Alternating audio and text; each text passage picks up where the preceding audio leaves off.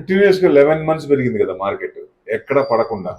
Last 2-3 months లేదా 4 months తీసుకోండి, Nifty 4 to 5 times 300 points పెరిగింది. సో ఆ గ్యాప్ అప్ అనేవి కొన్ని డౌన్ అవ్వాలి కదా, ఆ కరెక్షనే ఇది. ప్లస్ ఇంకోటి ఏంటంటే స్పాట్ కి ఫ్యూచర్ కి డిఫరెన్స్ ఉంది. జనరల్ గా +/- 20-30 పాయింట్స్ డిఫరెన్స్ ఉంటుంది, స్పాట్ ఎక్కువ ఉంటుంది, ఫ్యూచర్ తక్కువ ఉంటుంది. బట్ చూడండి, ఫ్యూచర్ ఎక్కువ ఉంది.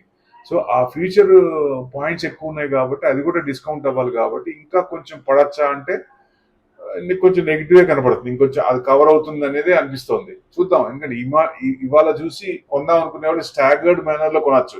100 కొనుక్కుందాం అని అనుకో 25 కొనొచ్చు ఒకేసారి కొనకుండా. సో ఎందుకంటే రేపు కూడా చూడాలి కదా, చూస్తే అప్పుడు అర్థమవుతుంది. అంటే పొజిషన్స్ ఉండబట్టి ఈ సెబీ రూల్స్ ప్రకారం పొజిషన్స్ దాన్ని పెంచుతున్నారు కదా. నిఫ్టీ కూడా 75 అవుతుంది నవంబర్ 20 నుంచి. సో ఆ డిఫరెన్స్ ఉంటుంది కాబట్టి, ఆ భయం ఉంటుంది కాబట్టి మార్కెట్ పడింది అనుకోవచ్చు.